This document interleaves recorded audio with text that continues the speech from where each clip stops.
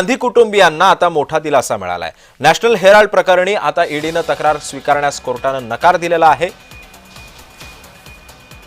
गांधी कुटुंबियांना या प्रकरणी मोठा दिलासा मिळालेला आहे। ईडीनं दाखल केलेल्या सगळ्या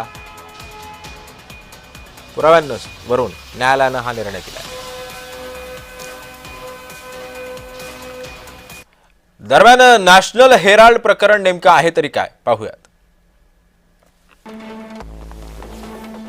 नॅशनल हेराल्ड पंडित जवाहरलाल नेहरूंनी 1938 साली सुरू केलेलं वर्तमानपत्र। वृत्तपत्र प्रकाशनासाठी असोसिएटेड जर्नल्स लिमिटेड कंपनीची स्थापना करण्यात आली। कौमी आवाज उर्दू आणि नवजीवन ही हिंदी वृत्तपत्र सुद्धा चालवली जातात। 2008 मध्ये आर्थिक अडचणींमुळे वृत्तपत्रांचं प्रकाशन थांबवण्यात आलं। 2016 मध्ये नॅशनल हेराल्ड पुन्हा एकदा डिजिटल स्वरूपामध्ये सुरू झालं। या काळात असोसिएटेड जर्नल्स लिमिटेडकडे 2000 कोटींची मालमत्ता होती। ही मालमत्ता यंग इंडियन प्रायव्हेटेड लिमिटेडकडे वळवल्याचा आरोप करण्यात आला। भाजपचे नेते डॉक्टर सुब्रमण्यम स्वामींची 2012 मध्ये दिल्लीच्या पटियाला हाऊसमध्ये कोर्टात याचिका दाखल करण्यात आली।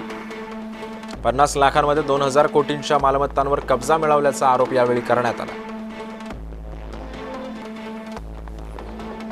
2 जून 2022 मध्ये राहुल गांधींची 5 दिवसांमध्ये 50 तास चौकशी झाली।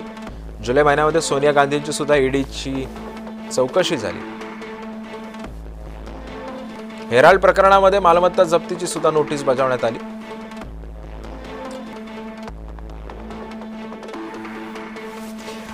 आणि या संदर्भामध्ये माहिती देते माझी सहकारी ज्योत्सना गंगणे सध्या आपल्या सोबत आहे। ज्योत्सना, नॅशनल हेराल्ड प्रकरणी आता गांधी कुटुंबियांना मोठा दिलासा मिळतोय, काय माहिती आहे?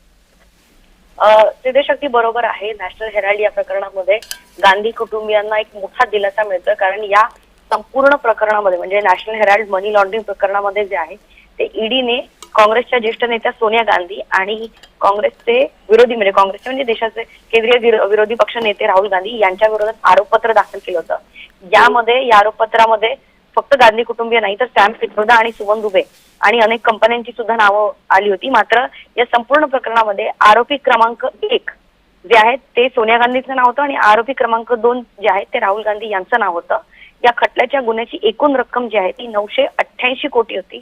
मात्र सध्याच्या बाजारपेठेतील याची किंमत म्हणजे मनी लॉन्ड्रिंगचा जो घोटाळा आहे त्याची किंमत 5000 कोटी अशी सांगितली जाते। आणि या संपूर्ण प्रकरणात जे आहे ती विशेष न्यायाधीश विशाल घुगणे हे आरोपपत्राची दखल घेऊन या प्रकरणाची सुनावणी करणार होती आणि 25 एप्रिलला शेवटची म्हणजे याच्या पूर्वीची सुनावणी झाली होती। मात्र आता राऊस एव्हेन्यू न्यायालयाचे विशेष न्यायाधीश विशाल घुगणे यांनी सध्या ईडीने दाखल केलेल्या या आरोपपत्राची दखल घेण्यास नकार दिलेला आहे।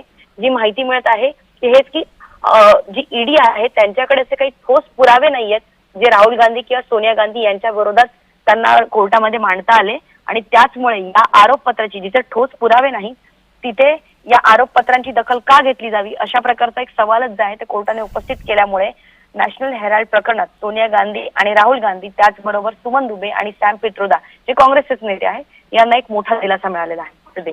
नक्कीच धन्यवाद ज्योत्सना, तू दिलेल्या अधिक माहितीबद्दल।